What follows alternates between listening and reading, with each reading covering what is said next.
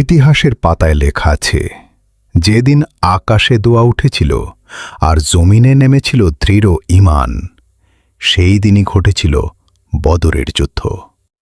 যুদ্ধের কারণ, মক্কার কুরাইশরা অত্যাচার করছে মুসলমানরা মদিনায়।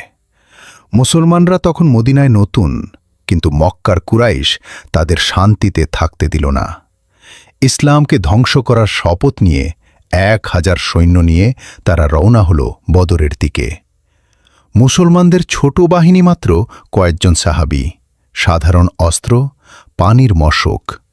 অন্যদিকে রাসূল বের হলেন মাত্র 313 জন সাহাবীকে নিয়ে। তাদের হাতে তলোয়ার ছিল কম, কিন্তু অন্তরে ছিল অটুট বিশ্বাস, আল্লাহ আমাদের সাথে। রাসূলের দোয়া। রাতে মুসলমানরা বিশ্রাম নিচ্ছে, রাসূল তাঁবুতে দোয়া করছেন। যুদ্ধের আগের রাতে রাসূল সাল্লাল্লাহু আলাইহি সাল্লাম হাত তুলে কাঁদতে কাঁদতে বললেন, হে আল্লাহ, আজ যদি এ ছোট দলটি ধ্বংস হয়ে যায়, পৃথিবীতে আর তোমার ইবাদত